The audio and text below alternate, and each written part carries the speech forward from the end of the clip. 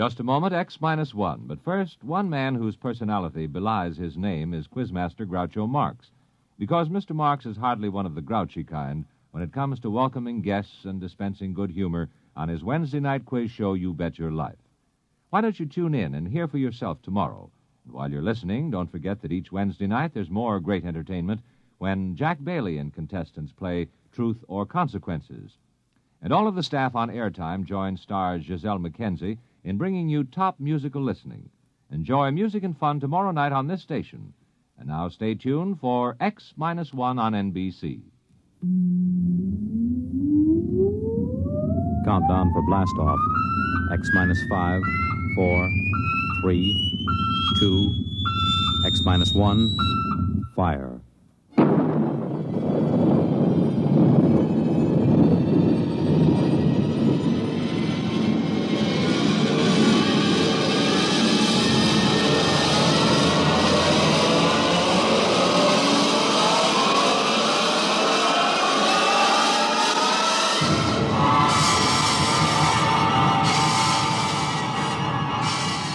From the far horizons of the unknown come transcribed tales of new dimensions in time and space. These are stories of the future, adventures in which you'll live in a million, could be years, on 1,000 maybe worlds. The National Broadcasting Company, in cooperation with Galaxy Science Fiction Magazine, presents X minus one.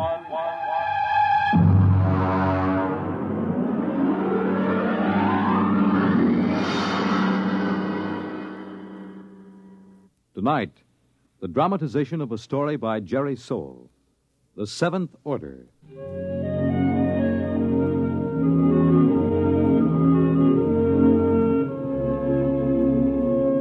Brentwood, Illinois, would have been just about like any other average community of 10,000 had it not been for Presser College, one of the country's finest small institutions of learning. Its residents were used to the pranks, the hazings, and the practical jokes of the students.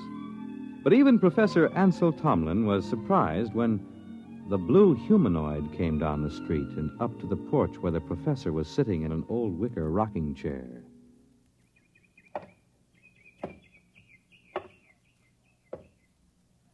Pardon me. Of course. You are Professor Ansel Tomlin. Yes, and you, I take it, are somebody from one of my psychology classes dressed up as a sort of a robot. No. I am George of Xanthar. Who? I am here to learn all I possibly can learn of the planet Earth and its inhabitants. Less than 10 minutes ago, I landed not far from here in a spaceship, which I subsequently blew up and destroyed. Now, let me explain. I am Tomlin of Brentwood. Less than 10 minutes ago, I was sitting on my porch peacefully marking exam papers. I intend to resume right now. Helen, would you get the phone? It is your wife's sister calling with reference to the explosion of my spaceship. Sure it is. She merely wants to ascertain that your family was not affected. Listen, George, be a good fellow and... Oh, Mike. Well, don't be alarmed, dear. It's a fraternity initiation or something. Oh, well, it does look like the real thing. Oh, did you know there was an explosion outside of town? An explosion? Yes, blast of undetermined origin is what they said on the radio. Oh? My sister just called. She heard about it in the local station and wanted to make sure we were all right. I see. Well, I have something in the oven. My goodness, that's a wonderful costume. Her sister lives 20 miles away. How did you know she'd call? My mind circuits are telepathic. They pick up all conscious thought to a distance of some 200 miles. It couldn't be you arranged the whole thing, that it wasn't really her sister. How did you get here? Who or what are you? I am a machine. The finest, most complicated machine ever made. I have a rather unique history, too. Who made you? Ages ago, on Xanthar, there was a race of humans. They made the first robots. Rather crude affairs. We class them as first-order robots. They are still used for menial tasks to some extent. And what order are you? The highest, naturally. A seventh-order robot. Or rather, a humanoid. We are the first in which there is not an automatic, no harm to humans cutoff. I begin to see.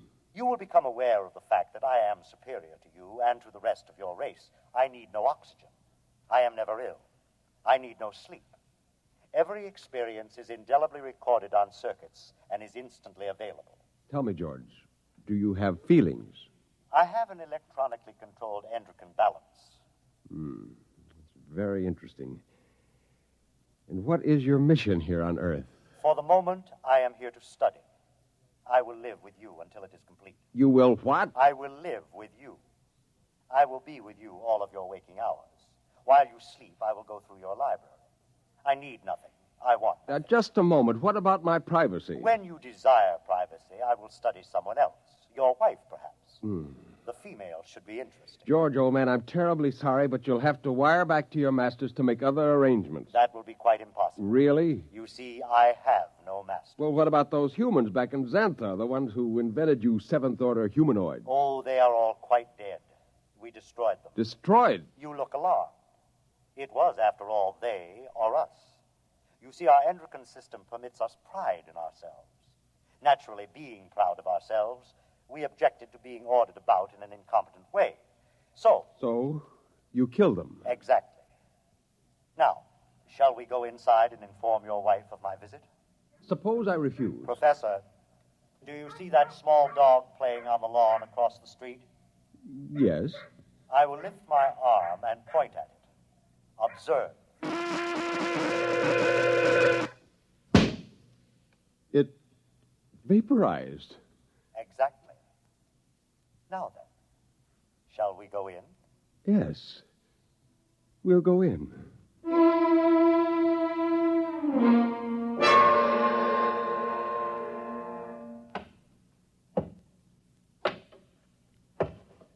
Oh, there you are.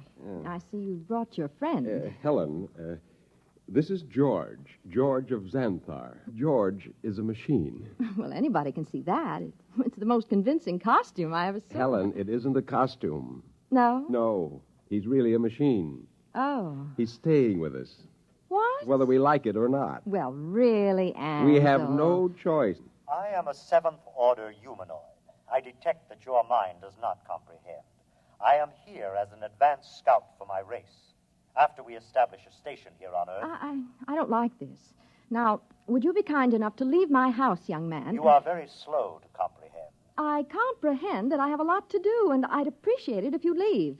Otherwise, I'm going to call the police. You may call anyone you choose, Mrs. Thomas. I'll have you arrested. I assure you I can detect your intention long before you have time to do me any harm. Well, we'll just see about this. Hello? Get me the police. Helen, it's useless. I can follow the call through the phone wire. Captain Townsend will answer. Captain Townsend. Captain, I want to report a robot. A what? A thing. It won't leave my house. Who is this? I'm Mrs. Tomlin, Professor Ansel Tomlin's wife, 44 Crescent Road. I'll send a car over. Now we'll see.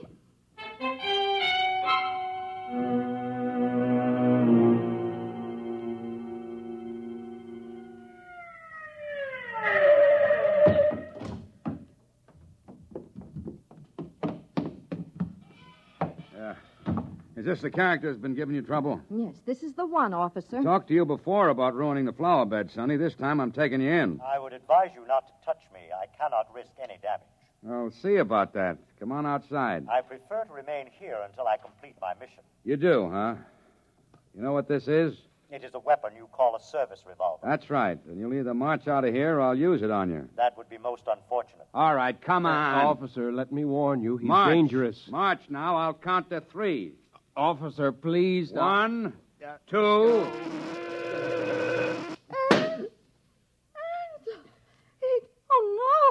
no. I regret it, but he was actually going to pull the trigger. Only to frighten me. But I cannot risk damage. He might have miscalculated and struck me with a bullet. Ansel, I'm frightened. There is no need for fear. You have only to accept the fact that the Seventh Order is coming to operate the planet for your benefit.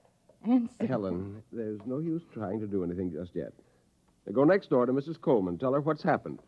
I'll talk to George. Oh, but I don't... Please, Helen? Well, all right. Do you really think that you, a single robot, can conquer the Earth and make its people do your bidding? I can. Suppose it were demonstrated to you that you could not, that you could be destroyed. If that were so, I would naturally report that this planet is unfit for development by the Seventh Order. Well, you know they'll have you taken into custody for killing the officer. I cannot permit it. There will be needless slaughter. Unless you can convince your people it is useless to attack me. Will you let me try? I have no desire to prevent you. Go ahead. I detect that you are going to call the newspapers and the local television station and hold a press conference. Yes. I also detect that you have a plan to overcome me. Oh? I like that. Really? Yes. You see, in order to test this planet for development, I must know whether any of you are truly dangerous to us. You are a superior type of man, Professor. I welcome any plan to conquer me that you care to attempt. Okay, George. At least we know where we stand. I'll phone the newspapers.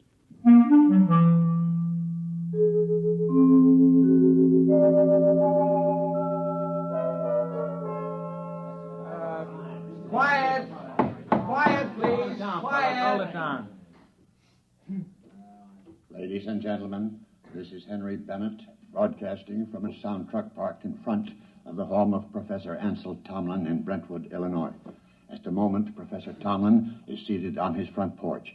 Next to him is a strange-looking blue robot-type creature, also seated on a chair. At the moment, we don't know if this is a hoax or not, but Professor Tomlin, a highly respected man here at the university, has called a press conference to introduce what is supposedly a creature from another planet. Professor Tomlin is about to speak, and we'll try to catch his words. Quietly. Gentlemen, I wish to present to you George of Xanthar. Yes, now, just a moment. George is a machine. Probably the most dangerous machine ever invented. He is telepathic as well. He can read your thoughts like a book. He knows exactly what each of you is thinking at this very instant. Professor! Yes? Do you expect us to swallow this nonsense? Not without proof, gentlemen. Can George do his stuff for us? Let him tell me what I'm thinking right now. You are thinking about a blonde young woman named Laura, with whom you will attend a show tonight. Come on. Well, he happens to be right, but we've seen mind readers before. Let him do something else. Now, I did not call you gentlemen here for a demonstration of magic. I called you here in the hopes that a good deal of needless bloodshed might be avoided. Less than half an hour ago, I watched this creature completely vaporize a policeman who was trying to arrest him. I expect that the authorities will be here any minute. I hope I can convince you and them that it is futile. Well, I certainly do. Something ought to be done about a guy. Either you're nuts or you think we are. I don't believe this machine killed a cop. If a cop was killed, a human did it, trying to blame it on the machine. Now, gentlemen, I don't know how I can prove it. Perhaps if George will demonstrate his ability to vaporize... Observe the oak tree in the front yard. Now.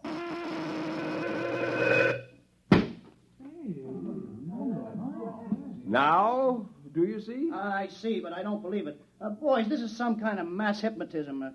Maybe the tree was rigged up in advance. I swear to you... This George of Xanthar is all he's cracked up to be. Let's see what he does when I toss a rock at him. Don't be a fool. Here goes, George! Stop him! I warned you. I tried to warn you. Okay, everybody stand back. Stand back. Charlie, get that automatic rifle set up. Check, Chief. Professor, I advise you to step away from that kid. Captain, for your own sake, don't try anything. Step away, Professor. Very well, but I warn you. Okay, now don't fire till I'm ready, boys. Right. Now then, George of What's-This? We don't know who's inside that tin suit, but I'm giving you just 10 seconds to come out. Captain, Hey, you're wanted on suspicion of murder. Now come out. All right, boys.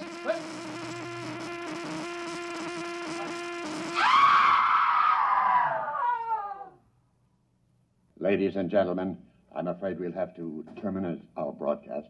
What started out as a good-natured hoax or publicity stunt has turned into a bloody massacre, as the bodies of some 6 policemen on the lawn of Professor Tomlin's home will attest. I don't know exactly what is happening here, but I can say this: George of Xanthar is no hoax. He, or it, is the spearhead of a race from outer space that's come to conquer the Earth.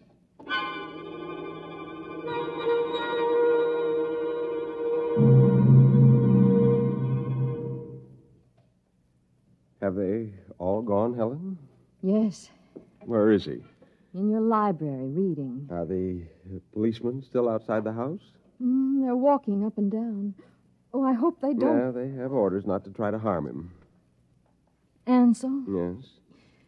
what are we going to do? I don't know. Oh, listen. He's coming. Professor, Mrs. Tomlin, I have decided to walk through your town to learn more about its buildings and people. And kill a few more humans? Killing humans affords me no pleasure whatsoever. I kill only when damage to myself is possible.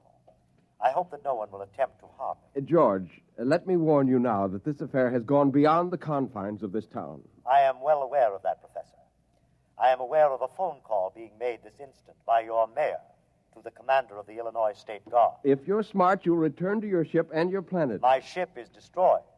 I could instruct you to build a new one, of course. But as I have no intention of leaving... Then you will be destroyed. No. I will destroy first.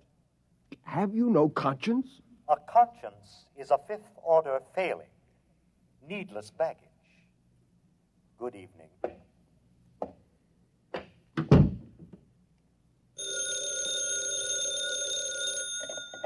Hello, Professor Tomlin.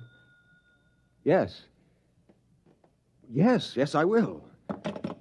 Who was it? The mayor and the chief of police have called a meeting of the citizens of Brentwood at the college gymnasium tonight. Ansel, you're not going. I must. But no, Helen, there's much more at stake here than my life or yours. Civilization itself depends upon our standing up to this machine. I'm going to the meeting.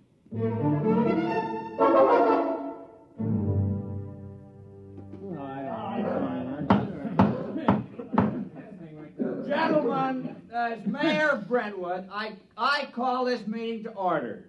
As you know, there is loose in our city a being with one purpose, to prepare Earth for conquest by similar beings. I think Professor Tomlin can tell us most about this being. If we could determine the source of George's power, he might be overcome. He is obviously vulnerable to force, such as a speeding bullet if it hit the right spot. However, he has the ability to read intent long before the commission of an act. He is probably listening to me now, even though he may be far away. Now, Mr. Mayor, why not track him down and all attack at once? Some of us would probably die, but he couldn't strike us all dead at once. Gentlemen, this humanoid is able to keep track of several hundred things simultaneously. As a matter of fact... Gentlemen.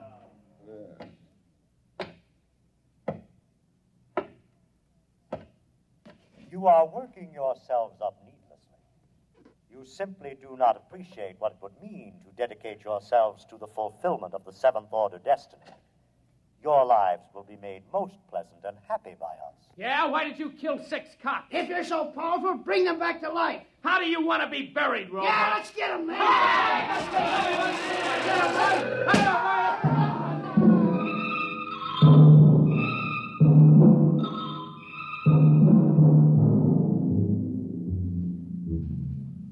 And eyewitnesses report that in the end, when all were gone, George of Xanthar stood alone on the platform of the gymnasium. There was no movement except the twitching of the dead and those trampled by the crowd. Among the survivors was Professor Ansel Tomlin, who originally... Well, that's that. What next? I don't know, Helen. I don't know. Oh, what's that? It sounds like an air raid alert. That's peculiar. They didn't announce it. Turn on the radio. Hurry. We interrupt to bring you a special message. All residents of Brentwood are advised to go to their basements or convenient bomb shelters. The governor has announced that units of the National Guard have managed to corner the robot, George of Xanthar, in the town square. Tanks and mortars will be used in an attempt to destroy the creature. Again, go to your nearest bomb shelter. Oh, did you hear They'll never be able to destroy him. Well, where are you going? Up to the roof. The roof? I can see the square from there. Well, I'm coming with you. Just as you like.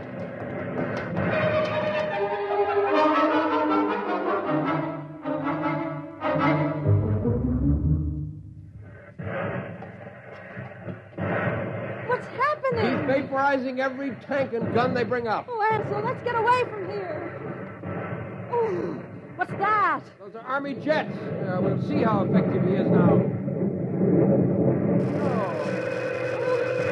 Oh, good Lord, a whole squadron up in smoke. It's no use. Can't you see? It's no use. Ansel, come inside, please. Oh, very well. Oh, if only there was something we could do to tell him. Not as long as he can read our every conscious thought before we can act. What is it? Our every conscious thought. Our thought. I wonder if... What is it, Nothing. Ansel? Nothing, Helen.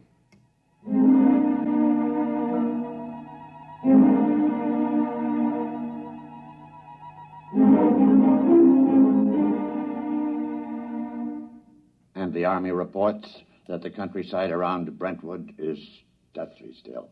The blue humanoid, George of Xanthar, is still standing in the middle of the town square, where he's been standing for 3 days now. We'll keep you informed of developments. The military urges everyone to keep calm and go about your business as usual. There is no danger to anyone who is not attacking the humanoid. No danger. Wants to keep more of them from landing. Ansel, are you going to sit there with your head in your hands forever? Well, come have some dinner. Ansel? Yeah, it might work. Where are you going? Washington. What? I'm going to Washington. Would you be good enough to pack my overnight bag? I can catch a plane out of Chicago in about 2 hours. But why? What for? I'm going to talk to the Pentagon. What do you tell them? I'm going to tell them to surrender to George of Xanthar.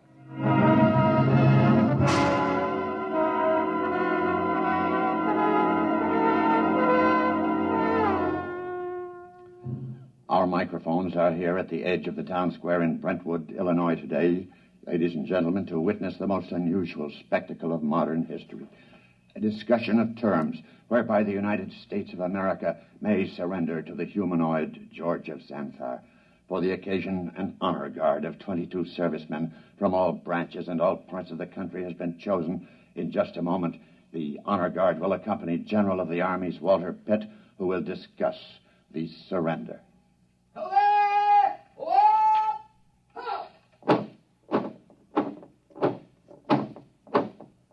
The honor guard is advancing to the edge of the square. The robot is standing there now, carefully eyeing the soldiers. Every ounce of his concentration seems to be going into it.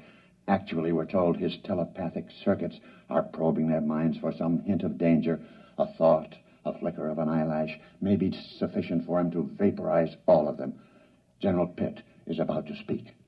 George of Xanthar, I hear you, General. I have been instructed to consult with you about your intentions toward our country and the world in general, with a view to reaching some sort of agreement with you and others of your kind who you say will invade the earth. May I approach? One moment. I perceive no intent to harm me. There is one man among your soldiers, however, who has an illogical thought. Will the soldier who is thinking the thought, 11 o'clock, step closer? Do as he says. Does 11 o'clock mean anything to you, soldier? No, sir. It's running through my mind, but it don't mean a thing to me. My examination of your thoughts tells me you speak the truth. Very well. We will proceed with the talk. Ladies and gentlemen, it's a tense moment. The general and the humanoid are discussing terms. The soldier who was questioned about the thought, 11 o'clock, has stepped back into the ranks and is holding his rifle at attention like the others. I perceive it's now 10:59 a.m. If there is any significance to the thought about which the soldier was questioned, we'll know in 1 minute. We of Xanthar, gentlemen, would not want to improve a planet which could not be educated and would continually oppose our program. Therefore, I am glad to see your willingness to discuss. After my message goes out, there will be a landing party on Earth within a few days. While waiting for the party, however, there are certain preparations. Just list them for us. Your government will naturally have to turn over complete authority to us.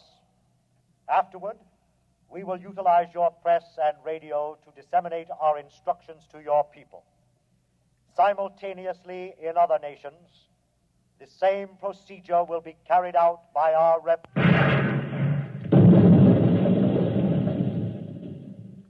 Ladies and gentlemen, it's happened at exactly 11 a.m. 10 soldiers in the honor guard instantaneously fired their weapons into George of Xanthar. Apparently explosive bullets have blown him to smithereens. The remains are lying scattered all over the square. People are pouring in, kissing each other, shouting.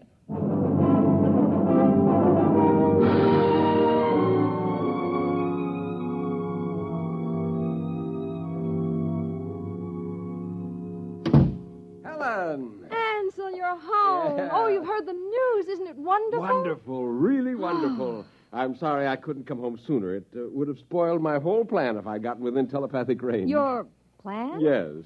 But what? How? What? Just a matter of simple psychology. Those men in the honor guard. What about them? Did you know any of them? Not exactly, but I did have the job of hypnotizing 10 of them. Hypnotized? That's right. You see, each of those men was hypnotized. And while he was under, we planted a post-hypnotic suggestion, namely, to fire at George of Xanthar when a soldier named Charlie started to cough. Charlie was told to cough at 11 o'clock. Before we released them from hypnosis, we told them to erase everything from their conscious memories. I was staking everything in the hope that George could only tune in on the conscious mind, not the subconscious, and it worked. Yeah, there was nothing to be reached by George's prying mind, so we never knew what was going to happen. At 11 o'clock, the soldier named Charlie coughed. The men raised their guns and fired. And that was the end of George of Xanthar. Now, if you don't mind, I've got some exam papers to mark.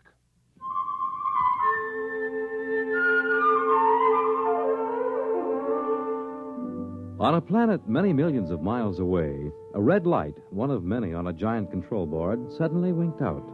A blue humanoid made an entry in a large book, System 29578. Planet 3 inhabited. Too dangerous for any kind of development.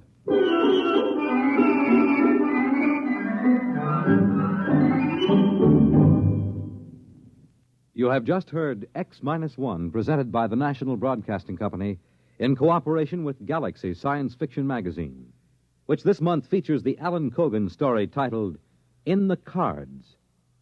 It was one thing to safeguard the future, but something else to see someone you love cry in terror 2 years from now. Galaxy Magazine on your newsstand today. Tonight, by transcription, X-1 has brought you The Seventh Order, a story from the pages of Galaxy written by Jerry Soule and adapted for radio by George Lefferts. Featured in the cast were James Monks, Nelson Olmsted, Kate Wilkinson, James Rafferty, Dick Hamilton, Reese Taylor, Jim Stevens, Robert Hastings, Wayne Chappelle. The commentator was W. Chaplin. Your announcer, Fred Collins. X-1 was directed by Daniel Sutter and is an NBC Radio Network production.